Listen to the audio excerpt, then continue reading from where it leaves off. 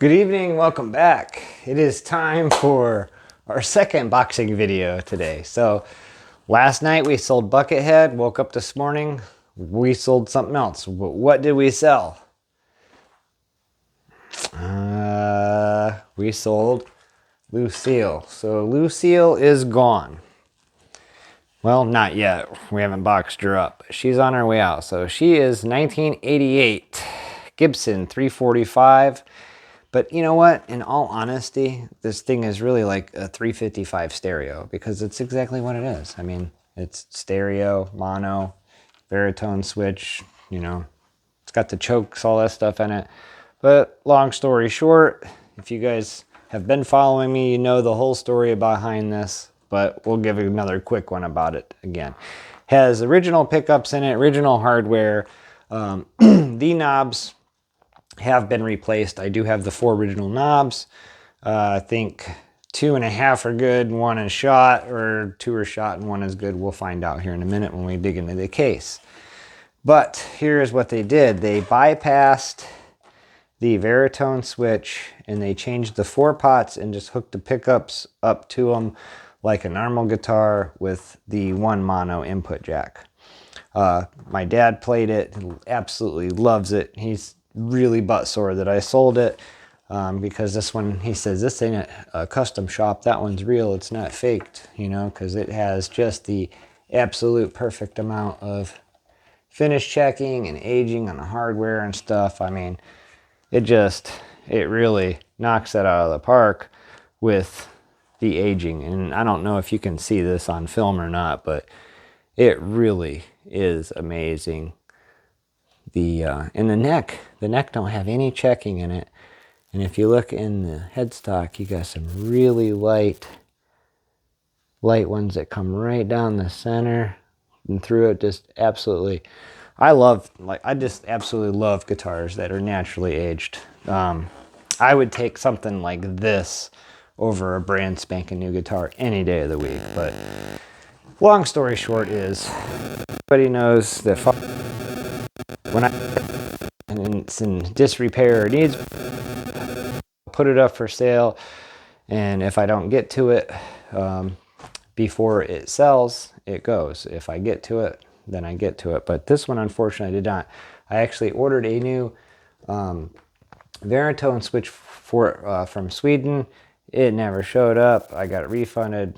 Don't care, whatever. I was going to get back to it, didn't. But that does have its original case as well. Very nice vintage case. This isn't all just ratty, nasty case. This has just got, honest to goodness, wear and tear on it. It's not beat down. It's actually a very beautiful relic case. Period correct, 1988. And you know it's correct too, because like the Les Pauls, they had that red and purple. Look at that. Boom, there you go. So I did have the back plate off of it because I was going to dissect it, and I also wanted to show everybody what was wrong with it. There is the key to the case. Got a little extra screw floating around there. I don't want none of that happening. So inside this goodie bag, I'm going to see if this will fit in here. Absolutely not. We're going to have to put a couple screws in that. Inside this goodie bag, this is the package for the 4 knobs the previous owner had changed. Now my original thought was to just put the original pots back in it, because you have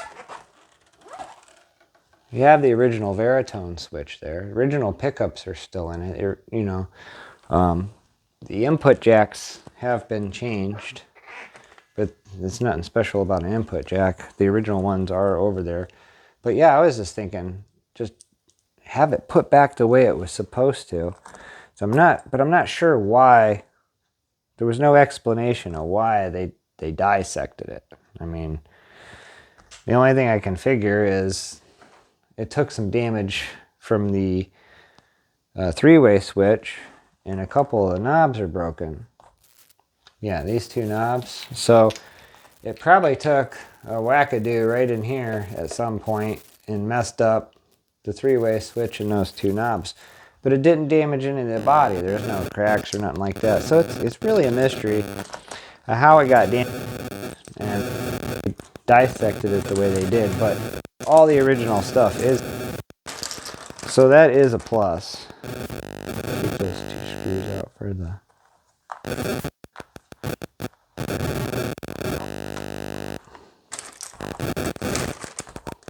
So anyways, I think it deserves to go back the way it was. You never know. I almost thought about completely changing it all out and just leaving all the parts in that bag, changing the Veritone switch and leaving those pots in there. I mean, that was, I just didn't get to it and life happened. So hopefully the new owner can do something with it and enjoy it, because it is just an absolute beautiful guitar. I mean, the patina on all the hardware and everything on this thing is just absolutely perfect in my opinion. All it needs is a good wipe down and a little TLC in the electronics, and this thing is good to go. My dad said the pickups in this thing are just absolutely amazing. He said, I don't know which ones they are, and I've never even pulled them out. That's another thing. Usually when I get a guitar, first thing I do is I pull the strings and all that, and I pull the pickups out and see what I got. I've never even had time to do that. The most I've ever done is pull that back plate, but I know those are the original pickups. But yeah, it's just really amazing guitar. So to the person who purchased it, thank you, and I hope that you enjoy it, and I hope you get her all fixed up the way it's supposed to be. It really is a very nice combination here. And somebody did put that nasty black spray paint on the truss rod cover. Yeah, I was going to just change it to a plain black one. It's up to the new owner now to do what he wants to do with it. I couldn't find any gold ones, and the ones I did, they looked like they were repops from China, so I didn't even bother buying that. So I'm going to go ahead and detune this. It is a hollow body, even though it has a center block. Bad things can happen when you got a lot of string tension on something during shipping.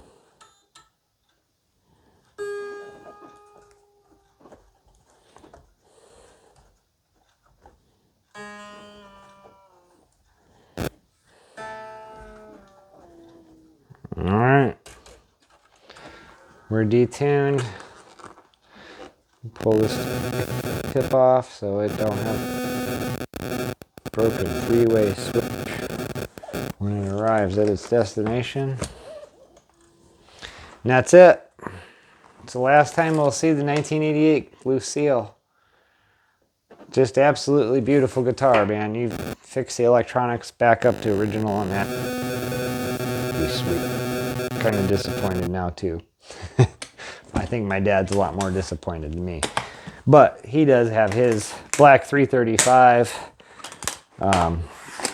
It's not a dot. I think it's a traditional, because it's got the big block inlays like Lucille does. And then I got that 345. So we still have two hollow bodies in the collection for now. And since this one's gone, that means another one's got to go. And since Buckethead's gone, it means another one's got to come. So I'll have to work on the wife now and say, hey, look, we got a couple big sales that went. Time to get a couple more in. We're still waiting on the ones from Lay's, too. They did call your guys' color. I'm sure you know what I'm talking about. So I'm building two down the Lay's loft in Akron. We're having them refinished. And all the subscribers get to pick their color and all that kind of stuff and their parts, and I'm building one right along with them. And they finally called though and asked for your guys' build, and I gave them some feedback and send some pictures of what I thought, and haven't heard nothing since then. So that's probably been 2-3 weeks, so we'll see what happens with that. But one of the things that I normally don't use are air bubbles, but these are not air bubbles conventionally like this. You never ever want to use these to ship a guitar. I'm going to actually use these for the first time just to add as filler spacer, in my opinion, around this, because this whole system is supposed to work all well enough on its own to protect it in the box. I'm going to go ahead and add some extra just for my personal satisfaction and knowing that I did a little more than just this. But this is supposed to be the new thing, so we're going to give it a shot. So I'm going to go ahead and stuff this down in the bottom, get it started. Don't remember quite how all this went. Okay, yeah, that's the headstock. This is the neck. So I'm probably going to want to put this on before I shove it in the box.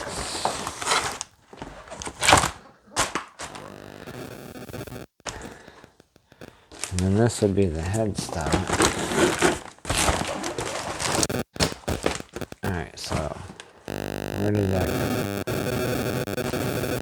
Unless this one goes on the bottom. It grabbed.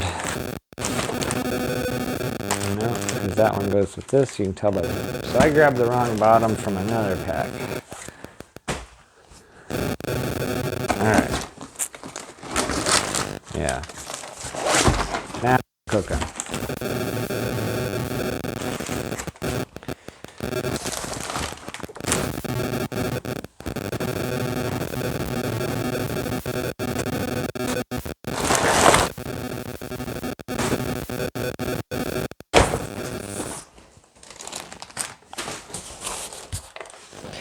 All right.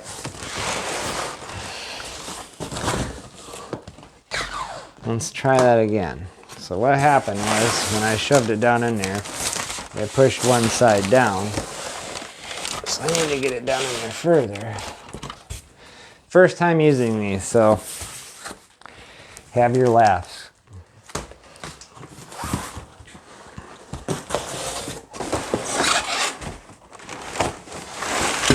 All right. We are in there. Oh, that's great. It's literally bouncing. So they set that thing down hard. It's going to be just fine. I'm actually impressed with that.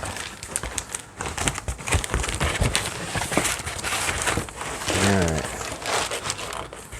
So now this is where I wanted to start adding some extra.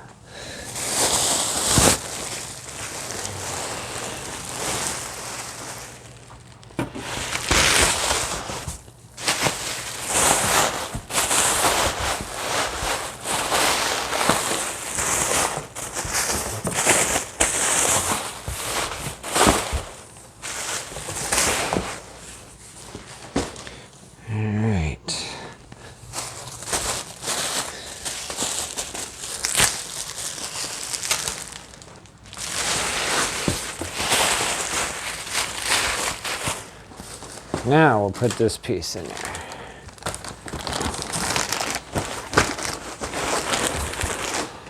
Yeah, that fits right over the headstock.